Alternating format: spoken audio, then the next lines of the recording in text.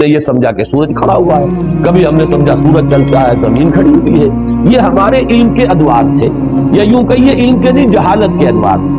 لیکن آج علم انسانی یہاں تک پہنچ گیا کہ کوئی شے کھڑی نہیں ہے، ہر شے طے تھی.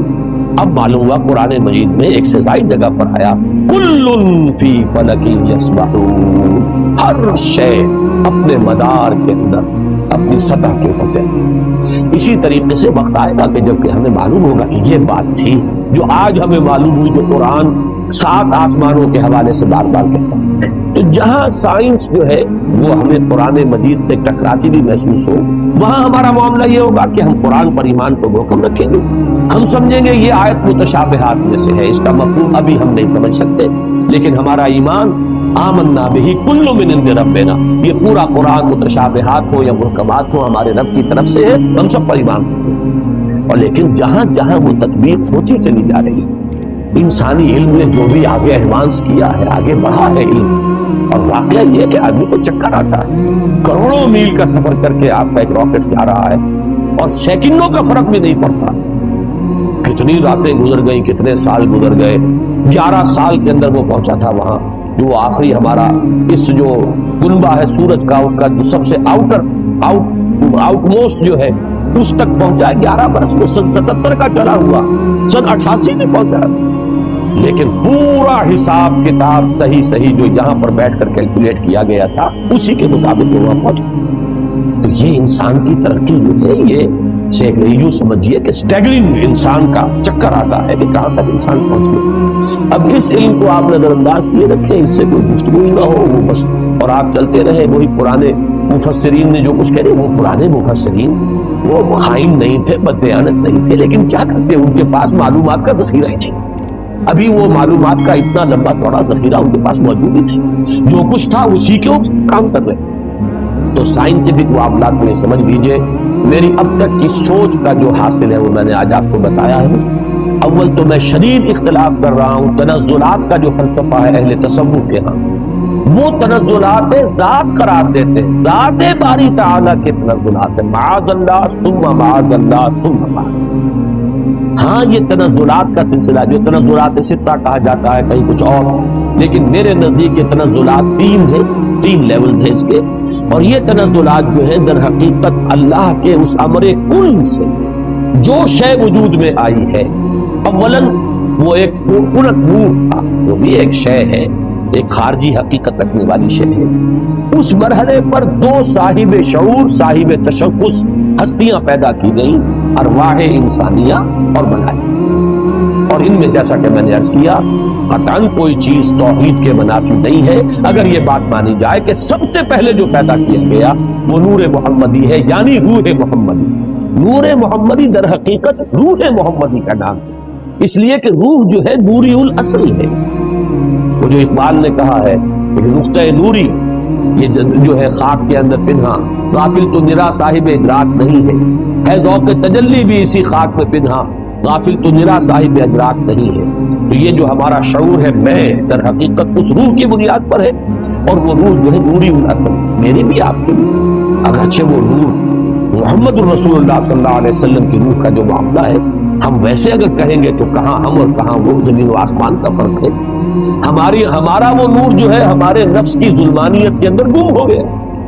اور وہاں وہ جو نور ہے وہ اپنے نفس کے اوپر ایسے غالب ہے کہ حضور نے جیسے کہ فرمایا کہ شیطان تو میرے ساتھ بھی ہے لیکن میں نے اسے مسلمان بنا لیا، جبکہ ہمارا شیطان ہم پر حاوی ہے. ہمارا وہ ٹمٹماتا ہوا چراغ جو ہے کبھی کبھی اس کی کوئی رمق جو ہے وہ کبھی محسوس ہوتی ہے. یہ بڑا پیارا جملہ ہے ابن سینا کا، پیارا جملہ ہے. ظاہر بات ہے فلسفی تھے اور ان کی بہت سی باتوں سے ہمیں اختلاف ہے، لیکن یہ کہ بہت سی باتیں ان کی بڑی بلند بھی ہیں. یہ جملہ نوٹ کرایا تھا ہمیں مولانا منتصب الحق صاحب مرحوم نے، جو ایک مرتبہ ہمارے یہاں محاضرات میں بھی آئے تھے، میرے استاد تھے جب میں ایم اے اسلامیات کر رہا تھا کراچی. تو ان کا جملہ تھا، پورا تو مجھے اب یاد نہیں ہے، کہ اگر تم یہ چاہتے ہو کہ تمہیں بھی انوار ربانی سے کوئی حصہ ملے، فجاہد فی خلواتک، تو اپنی خلوتوں میں تنہائیوں میں مجاہدہ کرو، مراقبہ کرو، ارتکاز توجہ کرو. فلعل شعشعۃ تلمع لک، ہو سکتا ہے کبھی کوئی ایک کرن چمک اٹھے، کبھی اللہ تعالیٰ کی تجلی کا کوئی ایک ہمیں بھی حصہ مل جائے، بڑی ریاضت ہے۔ اور وہاں محمد الرسول اللہ صلی اللہ علیہ وسلم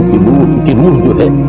وہ ہر وقت تجلی ہے انوار الہیہ کے ساتھ، یہ دوسری بات ہے۔ لیکن اپنی اصل کے اعتبار سے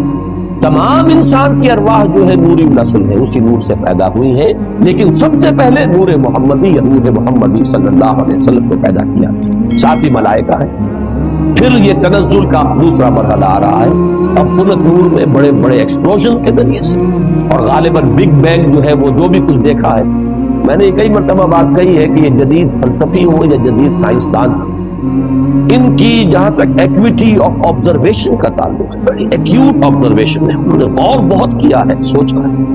تو بہت چیزیں انہوں نے دیکھی، اگرچہ ان کی تعبیر، توجیہ اور ان میں کیا ربط و تعلق ہے، اس میں ٹھوکریں کھا دیں۔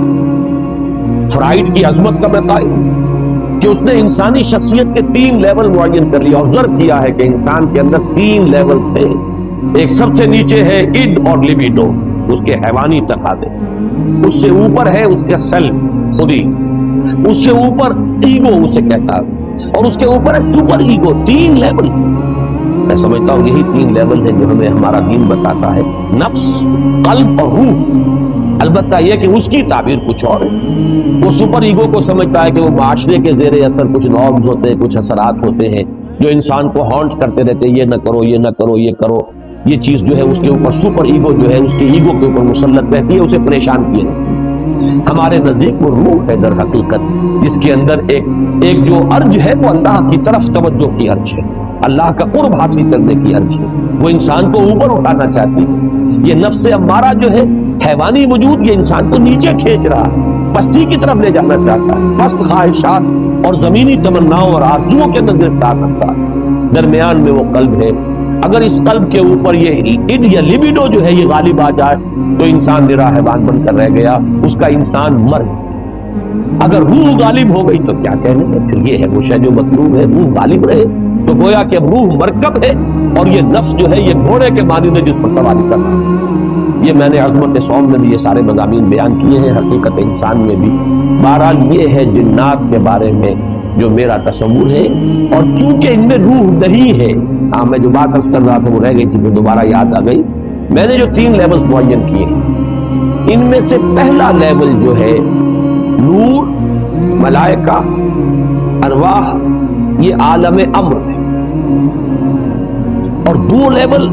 نار والا، ناری کروں کا، اور یہ خاک اور زمین کا، اور زمینی حیوانات اور زمینی نباتات، اور انہی میں سے ایک انسان، یہ عالم خلق ہے۔ عالم امر میں ٹائم ایلیمنٹ ہے ہی نہیں، روح کو کوئی وقت درکار نہیں ہے، یہاں سے کروڑوں میل جانے کے لیے کوئی وقت درکار نہیں، نہ روح کو نہ فرشتے کو کوئی وقت درکار نہیں۔ یہ عالم امر ہے، اس کی شان یہ بیان ہوئی ہے، انما امرہ اذا اراد شیئا فانما یقول له کن فیکون، نو ٹائم ایلیمنٹ واٹس ایور۔ اور یہی عالم امر ہے جس میں کہ فرشتے اور روح انسانی کا ایسا ربط ہوتا ہے۔ فرشتہ وحی لاتا ہے تو روح ہے در حقیقت نبی کی اور رسول کی جو اسے ریسیو کرتی ہے۔ جیسے کہ آپ کو معلوم ہے کہ آپ کی فضا کے اندر اس وقت جو بھی ٹرانسمیشن ہو رہی ہے ریڈیو کی، ٹیلی ویژن کی، وہ تو فضا میں موجود ہے۔ آپ کے پاس بھی تو ایک آلہ ہونا چاہیے جو اسے کیچ کرے۔ آپ کے ریڈیو ہے، ریڈیو ویوز لگے وہ اسے کیچ کر رہے ہیں، ٹیلی ویژن ہے اس میں وہ میکینزم ہے جو کیچ کر رہا ہے، فضا میں تو ہے۔ تو 2 چیزیں ملتی ہیں، تو ملائکہ کی طرف سے لائے جانے والے پیغامات، ان کو کیچ کرنے والا انسان میں جو حصہ ہے وہ روح ہے، وہ یہ انسان کے جسمانی وجود نہیں ہے، یہ آنکھیں نہیں ہے، یہ کان نہیں ہے، بلکہ براہ راست قلب جو مسکن ہے روح کا، وہ ہے محبت وحی۔ فَإِنَّهُ نَزَّلَهُ عَلَىٰ قَلْبِكَ، اے نبی جبریل نے تو اس کو نازل کیا آپ کے قلب پر۔ یہ در حقیقت محبت وحی جو ہے وہ یہ کان سے نہیں سنتے تھے حضور وحی کی آواز، وہ تو در حقیقت براہ راست بغیر آنکھوں یا کان یا حواس ظاہری کے کوئی وساطت کے براہ راست قلب کے اوپر نزول۔ اور یہی وہ شے ہے جو جنات میں نہیں ہے، لہذا جنات میں کوئی وحی نہیں، جنات میں کوئی نبوت و رسالت نہیں، جنات بھی انسانوں میں جو انبیاء اور رسول آتے رہے انہی کے تابع ہیں۔ اس معاملے میں جیسا کہ میں نے عرض کیا الحمدللہ کہ ہمارا جو ہے سلف سے متفقہ عقیدہ ہے، لیکن یہ کہ اس دور میں مولانا اصلاحی صاحب نے اس بات میں بھی جیسے فقہ کے معاملے میں رجم کے سلسلے میں بہت بڑی ٹھوکر کھائی ہے، اسی طریقے سے اس معاملے میں بھی بہت بڑی ٹھوکر کھائی ہے۔ اللہ تعالیٰ انہیں اپنی رائے پر رسانی کرنے کی اور اس سے رجوع کرنے کی توفیق عطا فرمائے۔ اب یہ ہے وہ فلسفہ جنات کا۔ اس میں ایک بات کہ جو ان دونوں مقامات کے سمجھنے کے لیے اور اس سے پہلے بھی قرآن مجید میں بار بار یہ مضمون آیا ہے، اس کے حوالے سے اور جان لیجئے، وحی یا احکام و اوامر خداوندی کا نزول فرشتوں کے ذریعے ہوتا ہے۔ فرشتوں کا جبکہ وہ فرشتے وحی کو لے کر نازل ہوتے ہیں یا احکام خداوندی کو، یہ جو جنات ہیں ان میں سے کچھ اوپر جا کر تلقی کر لیتے ہیں، کچھ سان گن لے لیتے ہیں، فرشتوں کی آپس کی گفتگو سن لیتے ہیں، اس سے جو حقائق اور واقعات انہیں معلوم ہوتے ہیں وہ اس دنیا میں آ کر جو کاہن قسم کے لوگ یا عامل قسم کے لوگ، کاہن قسم کے لوگ، کہانت کا جو بازار دنیا میں چلتا رہا اور کاروبار ہوتا رہا وہ اس اعتبار سے ہوتا تھا، اور آج دنیا میں جو اسپرچوئلزم کے نام سے ہو رہا ہے کہ یورپ کے اندر ایک بڑا فلسفہ ہے، بڑا فن ہے، وہ آپ کے والد کی روح کو بلوا لیں گے، وہ والد کی روح آ کے کہے گی بھائی میں تمہارا والد ہوں، وہ یاد کرائے گی کہ میں دیکھو اس اعتبار سے پہچانو، ہے اس واقعے کو، اس واقعے کو، ساری چیزیں وہ بیان کرے گا، اور لوگ سمجھتے ہیں کہ ہمارے والد کی یا والدہ کی یا دادا کی یا دادی کی روح۔ یہی شیاطین ہیں در حقیقت کہ جو دھوکہ دے رہے ہیں اور گمراہ کر رہے ہیں انسانوں کو، اور یورپ کی اسپرچوئلزم کا بھی در حقیقت پورا میکینزم انہی جنات کے حوالے۔ فرشتے کبھی اس کاروبار میں ملوث نہیں ہو سکتے، وہ بہت مقدس ان کی ہستی ہے اور وہ اس طرح کے معاملات سے منزہ ہے، اعلیٰ اور ارفع ہے، لیکن جنات کے اندر بھی سارا دھندا بند۔ یہ جو خبریں لینے کے لیے دور تک جاتے تھے اور سمائے دنیا تک ان کی رسائی ہے،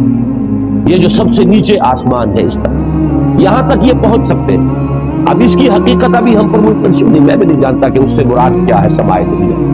آیا ہم نظام شمسی جہاں ختم ہوتا ہے اسے سمائے دنیا کہیں؟ ہو سکتا ہے ایک توجیہ ہے کہ ایک دنیا کا یہ جو سولر سسٹم ہے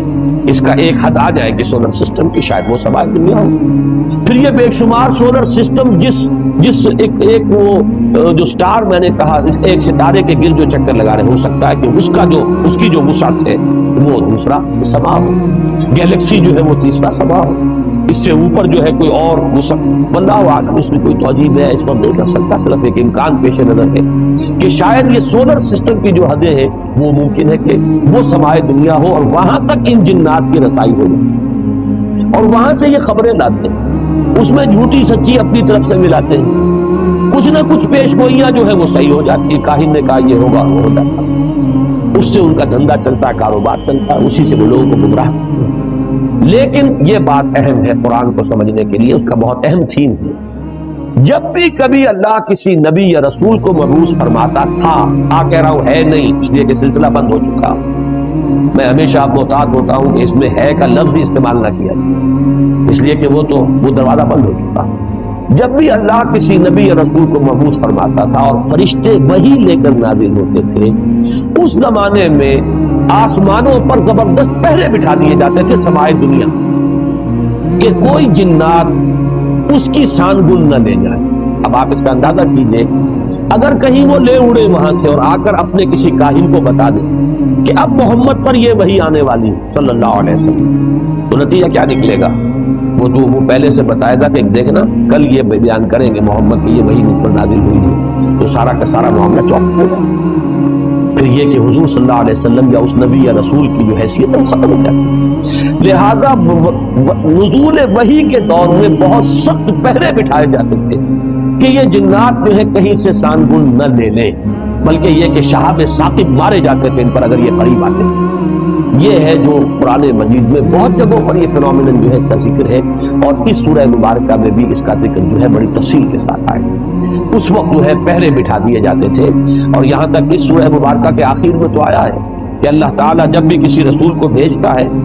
تو اللہ تعالیٰ اس کے لیے پہرے بھیجتا ہے۔ یہ آخری آیت میں آپ کو سنا رہا ہوں، اس کی آخری آیات کے قریب ہے، إِلَّا مَنِ ارْتَضَىٰ مِن رَّسُولٍ فَإِنَّهُ يَسْلُكُ مِن بَيْنِ يَدَيْهِ وَمِن خَلْفِهِ رَصَدًا۔ جب بھی کبھی وہ نبوت کا پیغام یا رسالت کا پیغام جو وحی اللہ تعالیٰ بھیجتا ہے تو اس کے آگے اور اس کے پیچھے پہرا لگاتا ہے، پہرے دار بھیجتا ہے کہ اس کے اندر سے کوئی لے نہ اڑے یا اس میں کوئی اور چیز شامل نہ کروا دے، شیاطین جو ہے، اور اس سے جو ہے اس وحی کی جو سینکٹیٹی ہے وہ مجبور ہو۔ تو یہ بھی ذکر جو ہے اس سورہ مبارکہ میں موجود ہے۔ اب جیسا کہ میں نے عرض کیا تھا، یہ باتیں تو ہوئی تمہیدی اور کافی طوالت ان کی آج ہو گئی ہے، لیکن یہ کہ اب ہم اس کا ترجمہ بھی کر لیتے ہیں۔ لیکن ترجمے سے پہلے میں عرض کر دوں، روایات میں دو واقعات ہمیں ملتے ہیں کہ جن میں ذکر ہے کہ حضور صلی اللہ علیہ وسلم کے علم کے بغیر کچھ جن آپ کو قرآن پڑھتے ہوئے سن گئے، قرآن سنا آپ کی بات سے۔ ایک جو روایت وہ ہے جو حضرت عبداللہ ابن عباس سے ہے رضی اللہ تعالیٰ عنہما۔ یہ روایت بخاری میں بھی ہے، مسلم میں بھی ہے، ترمذی میں بھی ہے۔ ظاہر بات ہے بخاری مسلم میں ہے تو کسی اور کا ذکر کرنے کی ضرورت نہیں۔ حضرت ابن عباس رضی اللہ تعالیٰ عنہ سے یہ منقول ہے، وہ فرماتے ہیں، حضرت ابن عباس رضی اللہ تعالیٰ عنہما، اس لیے کہ حضرت عباس بھی صحابی ہیں اور ابن عباس بھی صحابی ہیں، وہ فرماتے ہیں کہ حضور صلی اللہ علیہ وسلم کچھ صحابہ کے ساتھ عکاظ کا میلہ جو ہوتا تھا، بازار لگتا تھا، وہاں تشریف لے جا رہے تھے۔ راستے میں وادی نخلا پر آپ کا پڑا ہوا، رات آپ نے وہاں بسر کی، فجر کی نماز آپ پڑھا رہے تھے اپنے ساتھیوں کو اور اس میں آپ نے قرآن مجید کی تلاوت کی، تو وہاں سے جنوں کا گزر ہوا، انہوں نے پورے اطمینان کے ساتھ وہاں قرآن سنا۔ ایک واقعہ تو یہی، اور یہ جہاں تک تعلق ہے اس کے ثقہ ہونے کا اس روایت کا، تو ظاہر بات ہے کہ یہ صحیحین کی روایت ہے، اس کے بارے میں شک جو ہے وہ کی گنجائش نہیں ہے۔ دوسری روایت جس کو کہ زیادہ تفصیلی روایات میں اور سیرت کی کتابوں میں زیادہ نقل کیا گیا، وہ یہ ہے کہ حضور جب سن 10 نبوی میں طائف سے واپس آ رہے ہیں، جب مکے میں فیصلہ ہو گیا تھا ابو طالب کے انتقال کے بعد کہ اب محمد کو قتل کر دیا جائے صلی اللہ علیہ وسلم، تو حضور طائف گئے تھے، اور طائف میں آپ نے وہاں کے 3 سرداروں سے ملاقاتیں کی۔ بہرحال وہاں سے تو جواب جو ہے کوئی ان کو آپ کو پازیٹو یا مثبت جواب نہیں ملا، واپس آ رہے تھے، اور سخت ترین دن آپ پر وہ گزرا وہ معلوم ہے، آپ شدید ترین مشقت اور مصیبت آپ جھیل کر واپس آ رہے تھے۔ تو واپسی پر اسی وادی نخلا میں قیام ہوا۔ یہ وادی نخلا طائف اور مکے کے تقریباً درمیان میں ایک وادی ہے۔ آج کل جو لوگ وہاں جاتے ہیں تو ان کے علم میں ہے کہ 2 راستے ہیں، طریق السیل ہے اور ایک طریق الجبل ہے۔ ایک پہاڑی راستہ بنا ہے، اب جو نئی سڑک بنی ہے اس میں بڑے ایچ پیچ ہے، بہت سے اس کے اندر موڑ ہے، جیسے پہاڑ کا ہوتا ہے، اچانک وہ چڑھائی چڑھتی ہے، تو پہاڑی سڑک ہے، جیسے مری آپ جا رہے ہیں اچھی سڑک ہے۔ اور حضور اسی راستے سے گئے تھے طائف جاتے، اس لیے کہ وہ دشوار گزار راستہ تھا، اور آپ کیونکہ خفیہ جا رہے تھے، آپ کو اندیشہ تھا کہ اہل مکہ کو اگر معلوم ہو گیا تو پیچھا بھی کریں گے اور شاید مدد پہنچائیں، لہذا حضور حضرت زید ابن حارثہ رضی اللہ تعالیٰ عنہ کے ساتھ تھے، صرف 2 اور کوئی ساتھ، اور وہ پہاڑی راستہ آپ نے اختیار کیا تھا جو نہایت دشوار تھا۔ وہ آج بھی آپ جائیں اس طریقے جبل سے تو اندازہ ہوگا کہ جب یہ سڑک نہیں تھی تو یہ راستہ کتنا دشوار تھا۔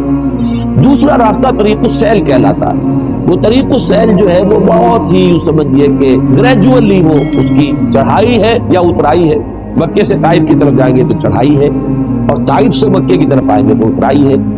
اور یہ وہ راستہ ہے جہاں پتہ ہی نہیں چلتا کہ آپ نے کوئی چڑھائی چڑھی ہے، اس قدر وہ گریجول اس کی جو ہے وہ چڑھائی یا اترائی ہے کہ پتہ ہی نہیں چلتا۔ اس راستے میں وہ نخلا کا مقام آتا ہے، وہ وادی نخلا جس میں حضور کا قیام ہوا ہے۔ یہ دونوں حدیثیں اس پر متفق ہیں کہ جو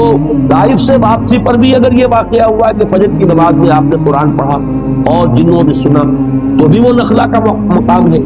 اور اگر وہ آپ اس سے پہلے کہیں خود تبلیغ کے لیے جا رہے تھے صحابہ کے ساتھ، اور اس میں عکاظ کے میلے میں، اس لیے کہ اس کا تو ہمیں روایات سے ثبوت ملتا ہے کہ چونکہ ایک بڑا میلہ لگتا تھا وہاں پر، بازار جیسے ہاٹ ہوتے ہیں ایسٹ پاکستان میں اور مختلف پنجاب میں دیہات میں بھی بازار لگتے ہیں، اور پٹھانوں کے علاقے میں بھی اس طرح کا وہاں ایک میلہ لگتا تھا، بازار بھی میلہ بھی۔ اس میں کچھ وہ بھی ہوتے تھے، شعر و شاعری کے مقابلے بھی ہوتے تھے، اس میں فنون کے مقابلے بھی، اس میں کشتیاں بھی، اس میں خرید و فروخت بھی، اس میں دلچسپی کا سامان بھی۔ تو حضور وہاں تبلیغ کے لیے گئے، اس موقع پر بھی جا رہے تھے، تب بھی یہ واقعہ جو ہے یہ وادی نخلا میں ہوا ہے۔ اس میں اب 2 روایات ملتی ہیں، سوالات اب یہ پیدا ہوتے ہیں کہ آیا یہ جو سورہ جن میں واقعہ بیان ہوا، سورہ احقاف میں بیان ہوا، آیا یہ دو واقعے ہیں یا ایک ہے؟ بعض حضرات کی رائے یہ کہ ایک ہی واقعہ ہے جو دو جگہ بیان ہوا،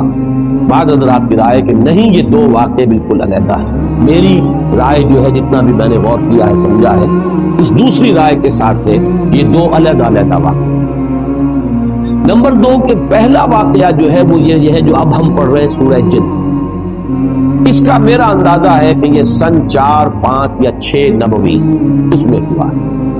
یہ دور وہ تھا جب کہ حضور پر نہایت شدت کے ساتھ سختی ہو رہی تھی، صحابہ پر تو جو کچھ ہو رہا تھا وہ ہو رہا تھا، حضرت بلال پر، حضور پر بھی وہ جو نقشہ سورہ معارج کے اندر بھی آیا ہے، فَمَا لِلَّذِينَ كَفَرُوا قِبَلَكَ مُهْطِعِينَ عَنِ الْيَمِينِ وَعَنِ الشِّمَالِ عِزِينَ، اس کا جو میں نے آپ کو پوری تفصیل بیان کی تھی کہ وہ جھپٹتے تھے جیسے کہ ہلاک کر دیں گے، مار دیں گے، ٹکا بوٹی کر دیں گے، اور حضرت ابو بکر ایک موقع پر آڑے آئے ہیں تو وہ انہیں مارا، انہیں اتنا مارا ہے کہ وہ یہ سمجھ کر چھوڑا ہے کہ یہ اب فوت ہو چکے۔ اس قسم کا واقعہ جو ہے اس سورہ مبارکہ میں بھی آتا ہے کہ ان لوگوں کا حال یہ ہے وَأَنَّهُ لَمَّا قَامَ عَبْدُ اللَّهِ يَدْعُوهُ كَادُوا يَكُونُونَ عَلَيْهِ لِبَدًا،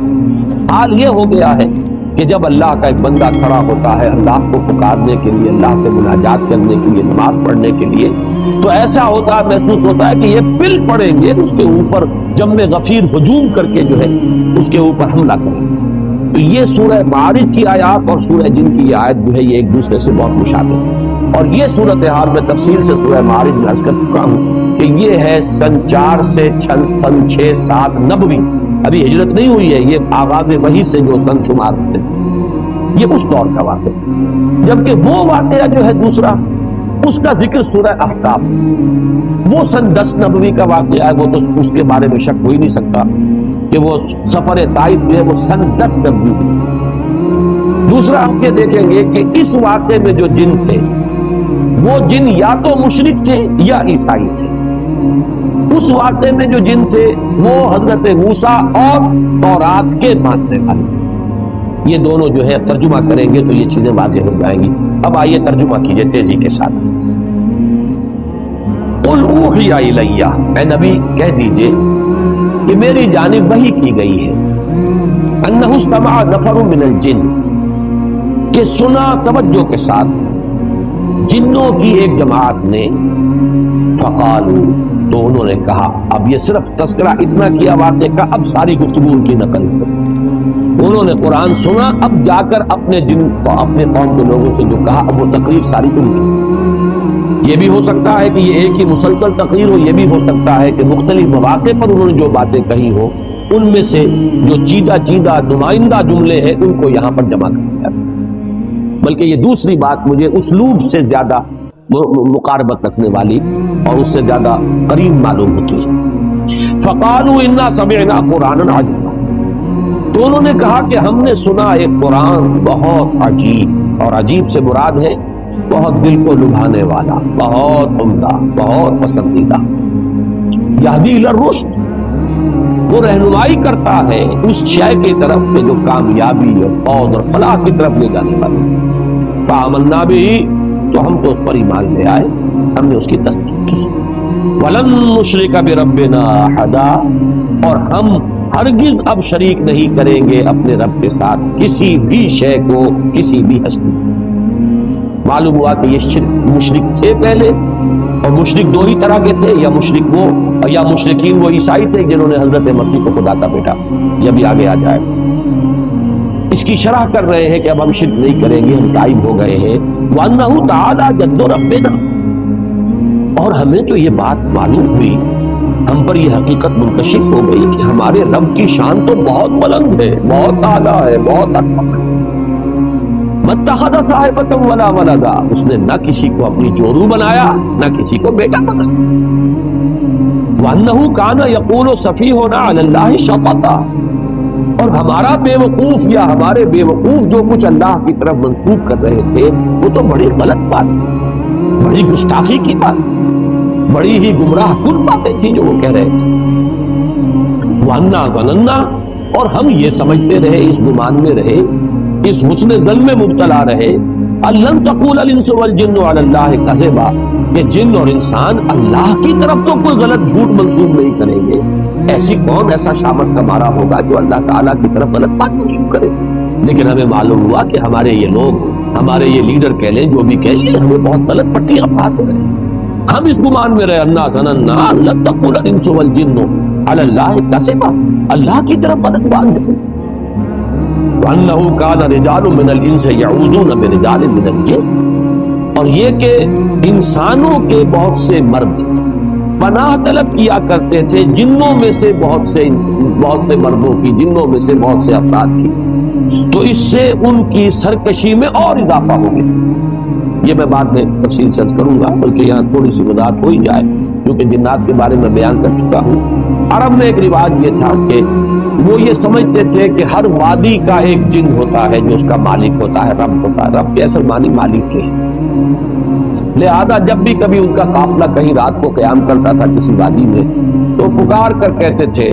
کہ ہم اس وادی کے رب یا اس وادی کے جن کی پناہ میں آتے ہیں، ہم اس کی پناہ طلب. یہ ان کا عقیدہ تھا کہ پھر کوئی شگردن نہیں پہنچاتی. اور اس اعتبار سے کہا جا رہا ہے کہ یہ انسان جو ہے اشرف المخلوقات ہو کر، مسجود ملائک ہو کر، یہ جنوں کی پناہ طلب کیا کرتے تھے. اس سے ان کی سرکشی میں اور گمراہی میں اور اضافہ ہو گیا. وَأَنَّهُمْ ظَنُّوا كَمَا ظَنَنْتُمْ، اور انہوں نے بھی یہی گمان کیا تھا جیسے کہ تم نے گمان کیا. أَن لَّن يَبْعَثَ اللَّهُ أَحَدًا، کہ اللہ کسی کو نہیں اٹھائے گا. اس کے دو معنی ہیں، میں بعد میں تفصیل سے کر دوں گا. یعنی بعد بعد الموت، کوئی موت اور کوئی بعد بعد الموت نہیں ہے، موت کے بعد جی اٹھنا نہیں ہے، یا نہیں بھیجے گا، نہیں اٹھائے گا اللہ کسی نبی یا رسول کو. أَن لَّن يَبْعَثَ اللَّهُ أَحَدًا وَأَنَّا لَمَسْنَا السَّمَاءَ فَوَجَدْنَاهَا مُلِئَتْ حَرَسًا شَدِيدًا وَشُهُبًا، اور ہم نے آسمان کو ٹٹولا تھا. یہ وہی جو خبریں لینے کے لیے جایا کرتے تھے، تو ہم نے آسمان کو ٹٹولا تھا، سانگل لینے کی کوشش کی تھی، تو ہم نے پایا تھا اسے کہ اسے بھر دیا گیا. مُلِئَتْ، ملیان کہتے ہیں کوئی شے جو بالکل بھری ہوئی، تو مُلِئَتْ حَرَسًا، کہ پہروں سے، پہرے داروں سے بھر دی گئی ہے. شدیداً، بڑا شدید پہرا لگا دیا گیا ہے. وَشُهُبًا، اور یہ جو شہاب ثاقب ہے ان کا بڑا سٹاک جمع کر لیا گیا. میزائل کھڑے ہوئے وہاں پہ کہ اب اگر کوئی جائے گا تو پھر اس کا پیچھا جو ہے وہ میزائل کرے گا، وہ شہاب ثاقب. وَأَنَّا كُنَّا نَقْعُدُ مِنْهَا مَقَاعِدَ لِلسَّمْعِ، اور ہم تو بیٹھا کرتے تھے وہاں اپنے مورچوں میں سننے کے لیے. مقعد کہتے ہیں بیٹھنے کی جگہ. یہ سورہ آل عمران میں یہ لفظ آیا ہے، اِسْتُبَوِّئُ الْمُؤْمِنِينَ مَقَاعِدَ لِلْقِتَالِ. اے نبی، وَإِذْ غَدَوْتَ مِنْ أَهْلِكَ، جب آپ اپنے گھر سے نکلے تھے صبح کے وقت، اہل ایمان کو مورچوں میں بٹھا رہے تھے، مورچہ بند کر رہے تھے، تو ان کی بھی کوئی جگہ ایسی تھی جہاں یہ تاک میں بیٹھتے تھے،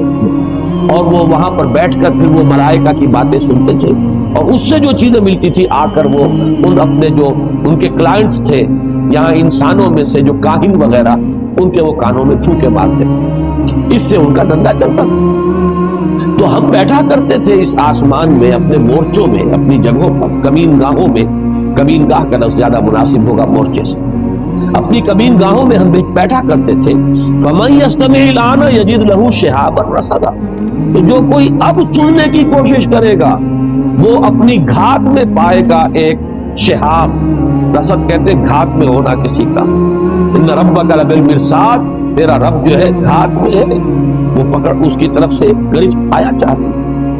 تو وہ دیکھے گا شہاب ثاقب کے، گویا کہ وہ تیار ہے بالکل اس کا کچھ پیچھا کرنے کے لیے. وَأَنَّا لَا نَدْرِي أَشَرٌّ أُرِيدَ بِمَنْ فِي الْأَرْضِ أَمْ أَرَادَ بِهِمْ رَبُّهُمْ رَشَدًا، اور یہ کہ ہمیں یہ معلوم نہیں ہے، ہم یہ نہیں جانتے کہ آیا زمین والوں کے ساتھ جو زمین میں بس رہے ہیں ان کے ساتھ کسی شر کا ارادہ کیا گیا ہے. ام اراد بہم ربہم رشدا، یا ان کے رب نے ان زمین والوں کے ساتھ، انسانوں کے ساتھ کسی بھلائی کا، خیر کا، رشد کا ارادہ فرمایا، یہ ہم نہیں جانتے کہ نتیجہ اس کا کیا نکلے گا. وَأَنَّا مِنَّا الصَّالِحُونَ وَمِنَّا دُونَ ذَلِكَ، اب وہ آپس میں گفتگو کر رہے ہیں. دیکھیں ہم میں بھی کچھ صالح بھی ہیں، یہ تھے، رہے ہیں، اچھے لوگ بھی رہے ہیں جنوں میں، اور کچھ دوسرے قسم کے لوگ بھی ہیں. اب یہاں اشرار کا لفظ نہیں لائے، یہ ہے حکمت تبلیغ. دون ذالک، کچھ اچھے لوگ بھی ہیں، شریف بھی ہیں، لیکن کچھ دوسری قسم کے بھی ہیں، اس سے کمتر لوگ بھی ہیں. کلنا طرائق قددا، ہم تو بہت سے طریقوں میں بٹے ہوئے تھے، بہت سے فرقوں میں تقسیم ہو گئے تھے، طرح طرح کا ہر ایک کا اپنا. کل حزب بما لدیہم فرحون، ہم نے بھی اپنے مشرب اور مسلک بنا لیے تھے. وَأَنَّا ظَنَنَّا، اور ہم نے یہ بات اچھی طرح جان لی، پورا یقین ہمیں ہو گیا، لَن نُعْجِزَ اللَّهَ فِي الْأَرْضِ، کہ ہم اللہ کو نہ تو زمین کے اندر ہرا سکیں گے، عاجز کر سکیں گے، یعنی اللہ کی پکڑ سے اپنے آپ کو بچا سکیں، وَلَن نُعْجِزَهُ هَرَبًا، نہ ہی کہیں بھاگ کر کائنات کے اندر جو ہے کہیں ہمارے لیے چھپنے کی جگہ ہے، وَأَنَّا لَمَّا سَمِعْنَا الْهُدَىٰ آمَنَّا، اور ہم نے تو بھائی جب یہ ہدایت والی بات سنی ہے، یہ رہنمائی ہم نے سنی ہے، ہم تو ایمان لے آئے، فَمَن يُؤْمِن بِرَبِّهِ فَلَا يَخَافُ بَخْسًا وَلَا رَهَقًا، تو جو کوئی بھی اپنے رب پر ایمان لائے گا اسے کوئی خوف نہیں ہوگا، کوئی اندیشہ نہیں اسے کرنا چاہیے، نہ اس کا کہ اس پہ کوئی کمی کی جائے گی اور نہ اس کا کہ اس پر کوئی زیادتی کی جائے گی، لا يَخَافُ بَخْسًا وَلَا رَهَقًا، وَأَنَّا مِنَّا الْمُسْلِمُونَ وَمِنَّا الْقَاسِطُونَ۔ اب ذرا بات کو کھولا اور دیکھو، ہم میں سے مسلم بھی ہیں، فرما بردار بھی ہیں، اور قاسطون بھی ہیں، ناانصاف بھی ہیں، زیادتیاں کرنے والے بھی، فمن اسلم، تو جو اسلام لایا، جس نے کہ اطاعت قبول کی، فاولئک تحروا رشدا، تو انہوں نے تو رشد اور ہدایت اور کامیابی اور سعادت جو ہے اس کو حاصل کر لیا، اندازہ کر کے اس کا پتہ چلا لیا، وَأَمَّا الْقَاسِطُونَ فَكَانُوا لِجَهَنَّمَ حَطَبًا، اور یہ بھی جان لو کہ جو ظالم ہیں، ظلم کرنے والے ہیں، زیادتی کرنے والے ہیں، تو وہ تو پھر جہنم کا ایندھن بن کر گئے۔ یہ ہے وہ 15 آیات، یہ ہے ان کا کلام کہ جو انہوں نے اپنی قوم سے کیا ہے۔ اب ذرا آ جائیے، میں چاہتا ہوں کہ وہ بہت مختصر ہے، دوسرا مقام جو ہے سورہ احقاف کا، اس میں صرف 4 آیتیں ہیں۔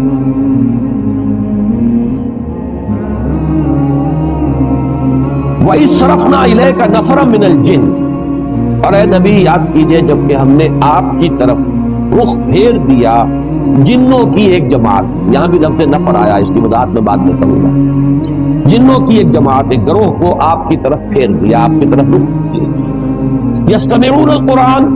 وہ پوری توجہ کے ساتھ قرآن سنتے تھے،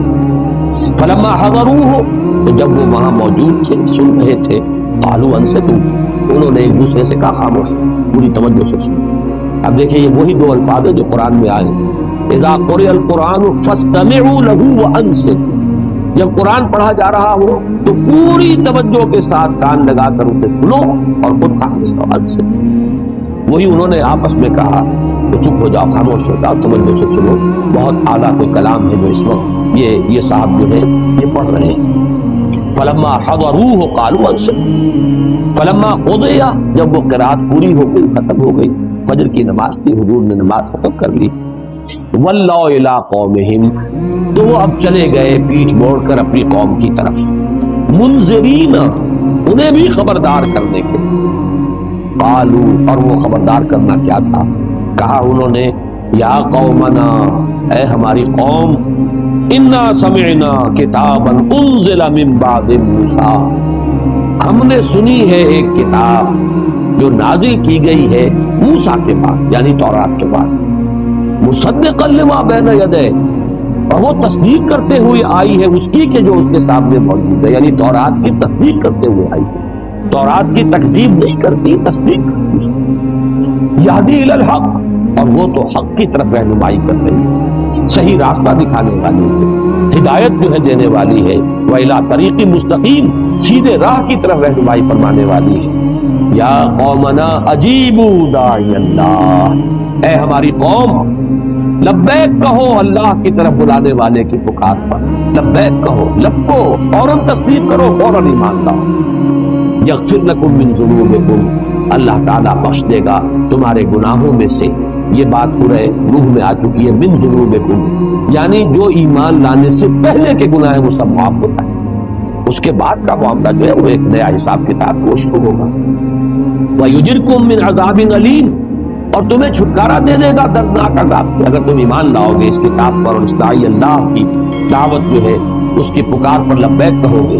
وَمَن لَا يُجِبْ دَاعِيَ اللَّهِ، اور جو کوئی اللہ کی طرف پکارنے والے کی پکار پر لبیک نہیں کہتا، فَلَيْسَ بِمُعْجِزٍ فِي الْأَرْضِ، تو وہ پھر اللہ کو عاجز کرنے والا نہیں ہے زمین میں، وَلَيْسَ لَهُ مِن دُونِهِ أَوْلِيَاء، اور نہیں ہے اس کے لیے اللہ کے سوا کوئی مددگار اور پشت پناہ، أُولَٰئِكَ فِي ضَلَالٍ مُّبِينٍ، یقیناً وہ تو کھلی گمراہی کو۔ یہ 4 آیات ہیں سورہ احقاف کی اور یہ 15 آیات ہیں سورہ جن کی. پھر ذہن میں تازہ کر لیجئے. پہلا سوال یہ ہے، آیا یہ دونوں ایک ہی واقعے کی 2 تفصیلیں ہیں یا یہ 2 علیحدہ واقعے؟ میری رائے یہ ہے کہ یہ 2 علیحدہ واقعے. پہلا واقعہ زمانی اعتبار سے جو سن 4 سے سن 7 تک اس عرصے میں کہیں ہوا ہے، جبکہ فزیکل پرسیکیوشن اپنے پورے عروج کو پہنچ چکی تھی. اس وقت یہ واقعہ ہوا ہے، اور یہ واقعہ جیسے کہ روایت میں آیا ہے جو صحیح بخاری صحیح مسلم وغیرہ میں موجود ہے حضرت عبداللہ ابن عباس رضی اللہ تعالیٰ عنہما سے، یہ حضور جب تشریف لے جا رہے تھے صحابہ کی ایک جماعت کے ساتھ عکاظ کے میلے کی طرف، 2 رات کا پڑاؤ جو ہے وادی نخلا میں ہوا اور وہاں آپ نے فجر کی نماز میں پڑھا. یہ واقعہ ہو، اس میں جو جن ہے صاف اندازہ ہو جاتا ہے کہ انہیں کوئی خاص اندازہ نہیں تھا، صرف انہیں یہ پتا چلا تھا کہ آسمانوں پر پہرا لگ گیا، کوئی خاص بات ضرور ہے، کہیں شاید کسی نبوت کا ظہور ہوا ہو، کوئی خاص معاملہ ضرور ہے، ورنہ یہ پہرے نہیں ہوتے تھے. ہم تو یہاں بیٹھا کرتے تھے، سانگل لیتے تھے، کاہنوں کو جا کے کانوں کے اندر پھونکے مارتے تھے، ہمارا دھندا چل رہا تھا. یہ پہرے جو لگ گئے کوئی خاص واقعہ. اب وہ تلاش کے اندر نکلے ہوئے ہیں کہ اچانک ان کا گزر وہاں سے ہو گیا، ان پر پورا عقدہ کھل گیا اور انہوں نے پہچان لیا کہ یہ اللہ کے نبی ہے. اور یا تو وہ عیسائی تھے، حضرت عیسیٰ کے ماننے والے، اور وہ عیسائی کے جو تثلیث کے قائل ہیں، جنہوں نے اس وقت کی جو تثلیث کی ہے کہ جان لیجئے اس میں 2 تثلیثیں ہیں دنیا میں. ایک تثلیث ہے اللہ اور حضرت مریم اور حضرت عیسیٰ، یہ تثلیث تھی ابتدائی تثلیث. اور ایک تثلیث ہے خدا اور روح القدس اور بیٹا یعنی حضرت مسیح. یہ 2 تثلیثیں ہیں ان کے ہاں. تو یہاں جو فرمایا گیا یہ وہ تثلیث ہے کہ جس کا انہوں نے کہا کہ ہم تو یہ سمجھ چکے کہ ہمارے رب کی شان اس سے بہت اعلیٰ اور رفیع ہے کہ وہ کسی کو جوڑو بنائے یا بیٹا بنائے. تو ہو سکتا ہے کہ وہ جو عقیدہ تثلیث جو تھی عیسائیت کی اس کے اوپر وہ تھے، یا پھر وہ مشرکین تھے، اس لیے کہ مشرکین نے بھی جو مشرکین عرب تھے انہی کے دین پر تھے وہ، اس لیے کہ وہ فرشتوں کو خدا کی بیٹیاں کہتے ہیں. اور انہوں نے جو بات سمجھی ہے پوری طرح تفصیل سے بیان کی ہے. جبکہ یہ جو دوسرا واقعہ ہے یہ سن 10 نبوی کا ہے، جبکہ حضور طائف سے واپس تشریف لے جا رہے تھے، طریق السیل سے جا رہے تھے، وادی نخلا میں آپ نے قیام فرمایا، وہی فجر کا وقت ہے اور وہاں وہ آئے ہیں. اور وہاں آپ کو بین السطور صاف نظر آ رہا ہے کہ وہ جو جن تھے وہ کافی چیزوں سے واقف تھے، موسیٰ کے جاننے والے تھے، کتاب کے جاننے والے تھے، گویا کہ وہ اس اعتبار سے کوئی وہ زیادہ ناواقف لوگ نہیں تھے. البتہ اس گمان میں تھے کہ شاید اب یہ آخری کتاب تھی تورات کی، اور شاید آخری تھے نبی موسیٰ، اب ان کے بعد شاید کوئی اور نبی آنے والے نہیں تھے. لیکن چونکہ باقی سارا تصور ان کا مکمل،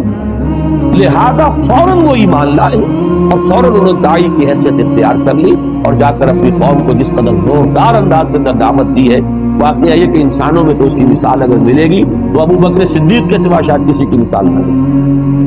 کہ ایک مرتبہ کلام پاک سنا ہے حضور صلی اللہ علیہ وسلم سے، ایک مرتبہ، اور داعی کی حیثیت اختیار کر لی، اپنی قوم کے سامنے جا کر کھڑے ہو گئے ہیں کہ یا قومنا اجیبوا داعی اللہ، اے ہماری قوم کے لوگوں لبو لبیک کہو اس اللہ کی طرف پکارنے والے کی پکار پر، قبول کرو اس کو، تصدیق کرو اس کی، ایمان لاؤ اس پر. تو یہ جو معاملہ ہے یہ تو واقعتاً وہ صدیقین کے زمرے کے وہ یہ جو ہے جنات ہیں. اور یہ بات اچھی طرح معلوم ہو گئی ان سے بھی کہ وہ اپنے کسی نبی کا ذکر نہیں کر رہے، اپنے ہاں کی کسی کتاب کا ذکر نہیں کر رہے، تو اس کا ذکر کرتے کہ ہمارے ہاں جو کتاب ہے یا ہمارے ہاں جو نبی آئے ہیں یہ بھی وہی باتیں کر رہے ہیں کہ جو ہمارے ہاں کے نبیوں نے اور رسولوں نے کی ہے. قطعاً نہیں. نام لے رہے ہیں تو حضرت موسیٰ کا، اگر ذکر کر رہے ہیں تو تورات کا. تو معلوم ہی ہوا کہ کوئی سلسلہ نبوت و رسالت جنات میں نہیں ہے، بلکہ رسالت اور نبوت کے اعتبار سے جنات بھی انسانوں ہی کے تابع ہیں. جو بھی رسول بھیجے گئے انسانوں میں اور نبی مبعوث کیے گئے ان کے مخاطب ہے انس بھی اور جن بھی. اور یہ بات جو ہے بڑی تفصیل سے میں آپ کو بتا چکا ہوں. سورہ رحمان تو ہے ہی پوری کی پوری اس میں مسلسل تخاطب تسنیہ کے صیغے سے، فَبِأَيِّ آلَاءِ رَبِّكُمَا تُكَذِّبَانِ یا معشر الجن والانس ان استطعتم ان تنفذوا من اقطار السماوات والارض لن تنفذوا فانفذوا لا تنفذون الا بسلطان. بالکل تسنیہ کے صیغے. سنفرغ لكم ایھا الثقلان، اے وہ 2 بھاری مخلوقوں ہم ان قریب تمہارے لیے فارغ ہوا چاہتے ہیں. تو سورہ رحمان کو پڑھ کر بھی اگر وہ بات واضح نہیں ہوئی تو معلوم ہوتا ہے کہ ذہن کے اوپر کسی غلط فکر کا، غلط سوچ کا، غلط نظریے کا کوئی بہت ہی دبیز اور کوئی بہت ہی بھاری حجاب جو ہے وہ پڑ گیا ہے، ورنہ وہ حقیقت بالکل الگ نشرہ ہوتی۔ اور سب سے بڑی بات یہ کہ امت کا اجماعی عقیدہ ہے، پوری امت کا 1400 برس کا، اس سے اصل میں ہٹ کر راہ نکالنا جو ہے در حقیقت وہی ہے کہ جو چیز انسان کے لیے جو اس کی گمراہی کا سب سے بڑا سبب ہے۔ اب آئیے ذرا ایک ایک لفظ پر بھی ہم ذرا تھوڑا سا غور کریں۔ قل اوحی الیہ، یہ سب سے پہلے لفظ قل پر غور کیجئے، حضور کو یہ وحی کیوں کی گئی؟ کیوں کہا گیا کہ اس واقعے سے آپ اپنے ان لوگوں کو خبردار ہیں؟ یہ اس لیے کہ معلوم ہو جائے کہ جیسی سرکشی اے قریش تم کر رہے ہو، جن گمراہیوں میں تم مبتلا ہو، اسی قسم کے سرکش، اسی قسم کی گمراہی میں مبتلا جنات بھی تھے، لیکن دیکھو ان کے ایک گروہ نے اس کلام کو سنا ہے اور وہ ایمان لے، انہوں نے تصدیق کی۔ تم اپنی بدبختی پر غور کرو ذرا کہ تم کہاں کھڑے ہو، تم سوچنے کے لیے تیار ہو۔ میں جب آج سوچ رہا تھا اس پر، مجھے سورہ انعام کی آیت نمبر 89 کی طرف میرا ذہن منتقل ہوا، فَإِن يَكْفُرْ بِهَا هَؤُلَاءِ فَقَدْ وَكَّلْنَا بِهَا قَوْمًا لَيْسُوا بِهَا بِكَافِرِينَ۔ اگر یہ لوگ ناقدری کر رہے ہیں اس قرآن کی، اس وحی کی، یہ حکمت جو انہیں سنائی جا رہی ہے قرآن کے ذریعے سے، اگر یہ قریش جو ہے ان کی ناقدری کر رہے ہیں تو اے نبی آپ پریشان نہ ہو، ہم نے اور قوموں کو تیار کیا ہوا ہے اس کام کے لیے کہ وہ اس کی ناقدری نہیں کریں، وہ اس کی قدر دانی کریں گے، اس کو حرز جان بنائیں گے، آگے بڑھ کر چومیں گے اس کو اور اس کو قبول کریں گے، لہذا گھبرائیے نہیں۔ إِن يَكْفُرْ بِهَا هَؤُلَاءِ فَقَدْ وَكَّلْنَا بِهَا قَوْمًا لَيْسُوا بِهَا بِكَافِرِينَ۔ اب یہ قومیں ایسی ہیں جو فوراً تصدیق کریں گی۔ اب ان میں اشارہ انصار مدینہ کی طرف بھی ہو سکتا ہے اور دوسری اقوام کی طرف بھی ہو سکتا ہے، پھر ان میں اشارہ ان کی طرف بھی ہے، تو یہ بھی ایک مثال ہے۔ قل کہہ دیجئے ان سے، اوحی الیہ، یہ اوحی الیہ سے اشارہ ہو رہا ہے اس بات کی طرف کہ یہ بات حضور کو خود معلوم نہیں۔ یہ بات ذرا کھلے گی بعض حضرات کو، لیکن بات سمجھ لیجیے، جو قرآن سے ہمیں قرآن کو فالو کرنا ہے، اوحی وہی کی گئی۔ جب آپ نخلا میں قرآن پڑھ رہے تھے آپ کو معلوم نہیں، اگر ہوتا تو آپ اسی وقت اپنے صحابہ کو بتا دیں، پھر کسی وحی کی ضرورت نہیں۔ اس لیے اللہ تعالیٰ اپنے بندے کو، چاہے رسول ہو، چاہے نبی ہو، چاہے ولی ہو، کوئی بھی ہو،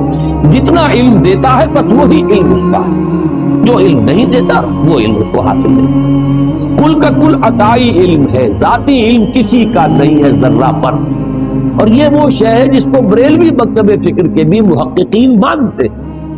میں نے یہ حقیقت و اقسام شرک میں تفصیل سے بحث کی۔ ان کے جو صاحب علم ہیں، ایک تو ہے عام واعظ، نعت گوئی کرتے کرتے وہ کئی مؤذن تھے اور نعت گو ہوئے، اس کے بعد وہ خطیب بھی ہو گئے اور وہ بلکہ خطیبوں کے سردار ہو گئے۔ وہ جو بے پرکی ہانکتے ہیں، جیسے شیعہ ذاکر ہانکتے ہیں، ہر سال نئے ڈرامے جو ہے تصنیف ہوتے ہیں کربلا کے واقعات کے، اور نئے ڈائلاگز جو ہے سنائے جاتے ہیں، ان کی بات چھوڑ دی۔ جو ان میں اہل تحقیق ہیں ان سے میں نے جب رابطہ قائم کیا، مثلاً ایک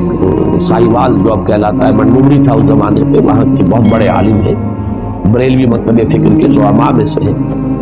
میں ان سے پاس گیا، میں نے کہا مسئلہ کیا علم غیب کا؟ تو صاحب کہا، کتابیں نکال کے دکھائیے کہ ہم 3 باتیں مانتے ہیں حضور کے علم کے بارے میں۔ حضور کا علم حادث ہے، قدیم نہیں ہے۔ حضور کا علم محدود ہے، لا محدود نہیں۔ حضور کا علم عطائی ہے، ذاتی نہیں۔ بات 3 باتیں مان لیجیے تو بات ختم ہو گئی، اب جھگڑا کرتا۔ باقی رہ گیا یہ کس کا علم تھا کس کا نہیں تھا، یہ ہم کون فیصلہ کرتے؟ کیا چیز معلوم تھی کیا نہیں معلوم تھی، ہم نہیں ناپ سکتے حضور کے علم کو۔ البتہ جہاں پہ ایسے اشارے مل جاتے ہیں اس سے بات سمجھ میں آتی ہے کہ یہ بات آپ کو خود معلوم ہوئی ہوتی تو وحی کی ضرورت نہیں تھی، کہ آپ کے علم میں ہوتا کہ فرشتے موجود، یہ جنات آئے ہوئے ہیں اور یہ میری بات سن رہے ہیں، قرآن سن رہے ہیں، اور انہوں نے جا کر یہ بات کہی صراحت کے ساتھ۔ وہاں پر بھی یہی ہے سورہ احقاف میں کہ اللہ تعالیٰ فرما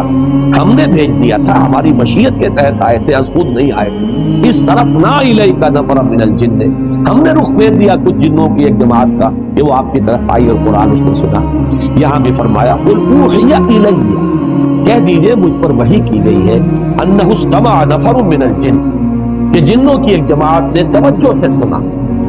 استماع کو نوٹ کر لیجئے، سمع یسمع کے معنی ہے مجرد سننا، اور استماع یستمع باب افتعال بنے گا، استماع اس کے معنی پورے توجہ سے کان لگا کر دھیان سے سنو، فاستمعوا له وانصتوا۔ نفر کی جو کے لفظ کا اطلاق ہوتا ہے عربی میں 3 سے 10 تک، اور روایات میں معلوم ہوتا ہے بعض میں کہ یہ 9 تھے، بعد میں 7 کا حصہ تھا، واللہ اعلم۔ فقالوا انا سمعنا قرانا عجبا، تو انہوں نے کہا کہ ہم نے سنا ایک قرآن، ایک پڑھی جانے والی شے، قرآن کے معنی پڑھی جانے والی شے، اور ہم نے سنی وہ عجبا۔ اب یہ عجب جو ہے یہ مصدر عجیب صفت مشبہ ہوتی ہے، عجیب، لیکن عجیب کے لفظ کو چھوڑا گیا عجبا، اور جب مصدر آتا ہے بطور صفت تو اس کے اندر بہت مبالغہ ہوتا، بہت عجیب۔ لیکن عجیب کی میں نے کئی مرتبہ وضاحت کی ہے کہ عجیب اردو میں ہم کہتے ہیں کسی شے کو جو ان یوزول ہو، غیر معمولی سی، عام حالت سے علیحدہ۔ عربی میں عجیب کے معنی ہے نہایت دل کو لبھانے والی، دل کو پسند آنے والی، جو آیا ہے قرآن مجید میں سورہ احزاب میں کہ حضور کو ایک موقع پر حکم دیا گیا کہ اب آپ مزید کوئی نکاح نہیں کرتے۔ وَلَوْ أَعْجَبَكَ حُسْنُهُنَّ،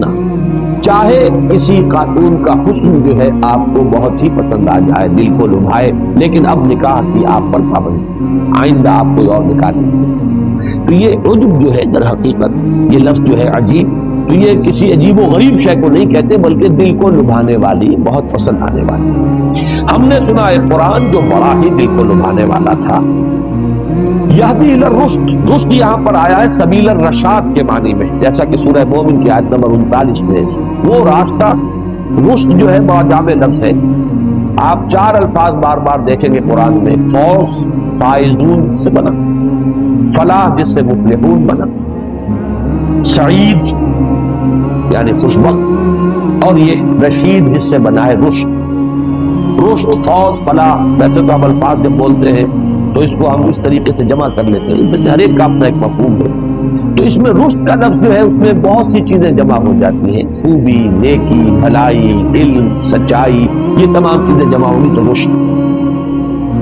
یہدی الی الرشد یعنی یہدی الی سبیل الرشاد، فآمنا بہ، تو ہم اس پر ایمان لے آئے، ولن نشرک بربنا احدا، یہ لام نون کے ساتھ جو نفی آتی ہے عربی زبان میں انتہائی تاکیدی، عزم مصمم ہے، اب ہم اپنے رب کے ساتھ کسی کو شریک نہیں۔ اس میں اندازہ ہو رہا ہے کہ کس قدر انہیں پچھتاوا ہوا ہے کہ ہم کن حماقتوں میں مبتلا ہیں، ہم کن گمراہیوں کے اندر جو ہے وہ ہم گرفتار ہیں، کن وادیوں میں پٹکتے رہے ہیں، ہم پر تو حقیقت منکشف ہوئی۔ اللہ تعالیٰ یہی جذبہ ہمیں عطا فرمائے کہ ہم بھی کبھی اپنی سابقہ زندگی پر اس اعتبار سے پشیمان ہو، جتنی پشیمانی ہوگی اتنے ہی درجے میں عزم ہوگا اصلاح کا، اور ارادہ بنے گا اپنے آپ کو بدلنے کا۔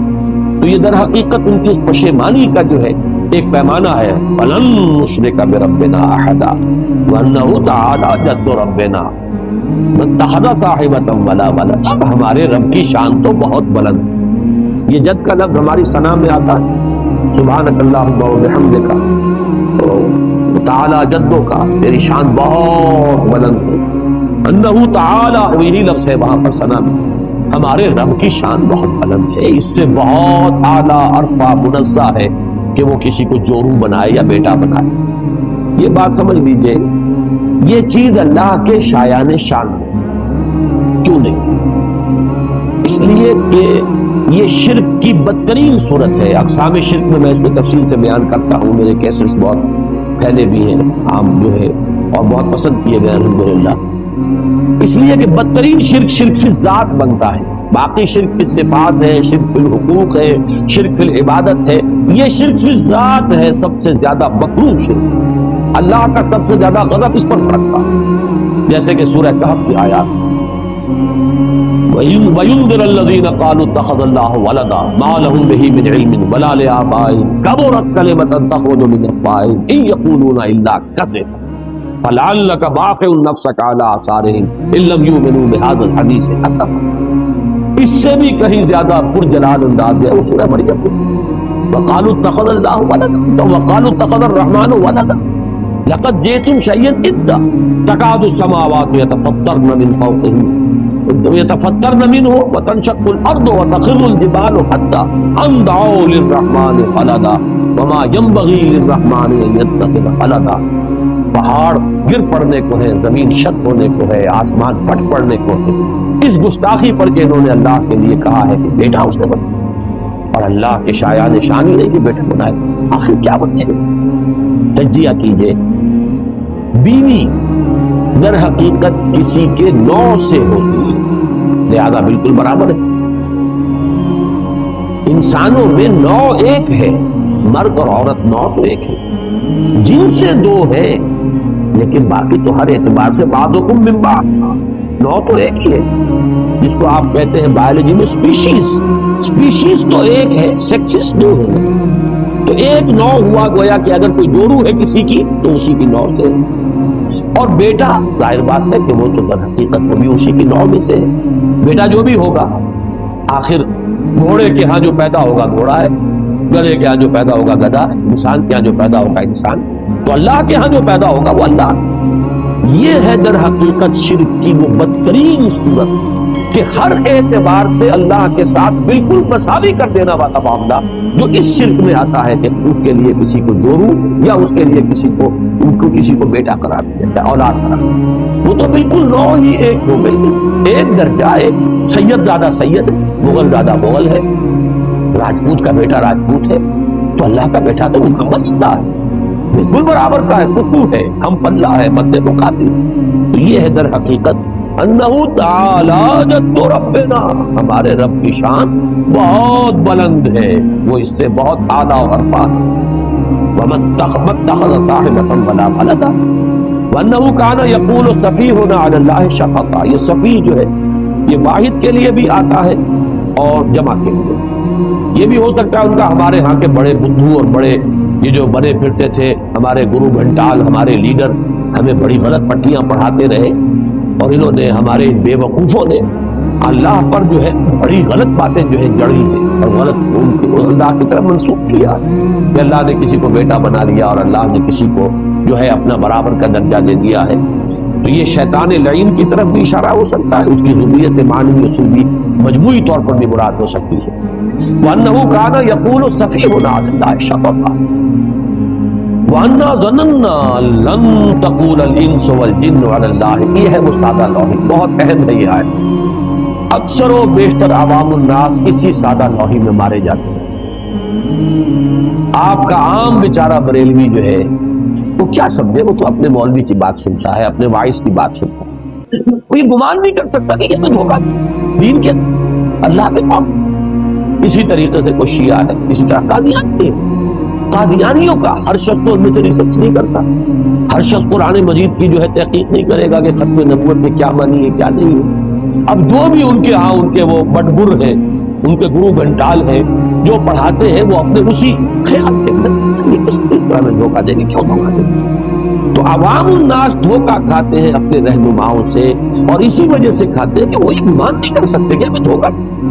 کس لیے دھوکہ دیں گے، اللہ کے اوپر کوئی غلط بات پڑیں گے۔ وَأَنَّا ظَنَنَّا أَن لَّن تَقُولَ الْإِنسُ وَالْجِنُّ عَلَى اللَّهِ كَذِبًا، ہم نے یہ گمان کیا، ہم اس خوش فہمی میں رہے، ہم یہی سمجھتے رہے کہ جن اور انس ایک دوسرے کے بارے میں جھوٹ بولنے، اللہ کے بارے میں جھوٹ بولنے، وہ جس کو کہتے ہیں فارسی میں کہ بازی بازی بارش بابا ہم بازی، یہ تم کھیل کر رہے ہو، استہزاء کر رہے ہو کہ اپنے باپ اور دادا کی داڑھیوں کے ساتھ بھی کھیل کرو گے، بارش بابا ہم بازی۔ تو یہ جھوٹ جو ہے تراشنا اور جھوٹ جڑ دینا چاہیے اللہ پر جھوٹ، ہم نے یہ سمجھا کہ انسان ایسی حرکت تو نہیں کریں گے، یہ جنات ایسی حماقتیں تو نہیں کریں گے۔ وَأَنَّهُ كَانَ رِجَالٌ مِّنَ الْإِنسِ يَعُوذُونَ بِرِجَالٍ مِّنَ الْجِنِّ فَزَادُوهُمْ رَهَقًا، اور یہ کہ بہت سے مرد جو تھے یا انسانوں میں سے بہت سے لوگ وہ پناہ طلب کرتے تھے جنوں میں سے لوگوں کو، اس سے ان کی سرکشی میں اور اضافہ ہو گیا۔ اب یہاں امکان ہے کہ یہ زادوہم رہقا، زادو کے اندر ایک ضمیر ہے فاعلی، انہوں نے اضافہ کر دیا، ہم ضمیر مفعولی ہے ان کے لیے یا ان میں، لیکن یہ کہ اضافہ کرنے والا کون ہے، جن میں اضافہ ہوا ہے، اس میں دونوں رائے ہو سکتی ہے، یعنی جنوں نے ان انسانوں کو اور گمراہ کیا، پھر اور غلط راستے پر ڈالا۔ اچھا تم اپنا اشرف المخلوقات ہو کر اور تم ہماری پناہ طلب کر رہے ہو تو ہم تمہیں ایسی وادیوں میں لے جا کے بھٹکائیں گے کہ تم جہنم کا ایندھن ہی بن سکتا ہو۔ اور ایک یہ بھی ہو سکتا ہے کہ انسانوں کے اس طرز عمل نے ان شیاطین جن کے اندر جو نشہ ہے اور چڑھا دیا، یہ ہماری پناہ طلب کر رہے ہیں،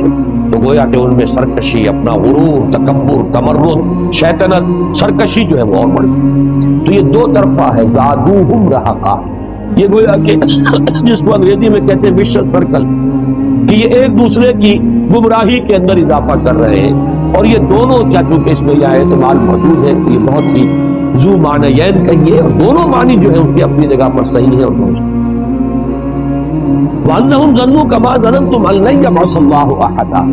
اور یہ کہ انہوں نے بھی یہی گمان کیا تھا، انسانوں نے بھی، جیسے کہ تم لوگ گمان کیے بیٹھے ہو کہ اللہ کسی کو نہیں اٹھائے گا، ہرگز نہیں اٹھائے گا کسی کو۔ ہمارے جدید مفسرین میں سے اکثر نے مراد لیا ہے کہ یہ بعث بعد الموت ہے، اس کے بعد کہ جیسے تم سمجھتے ہو کہ بس مرنے کے بعد کوئی زندگی نہیں، کوئی اٹھایا نہیں جانا ہے، کوئی حساب کتاب نہیں ہے، ویسے ہی انسان بھی اس حماقت میں مبتلا ہے۔ لیکن یہ کتاب نازل ہوئی ہے،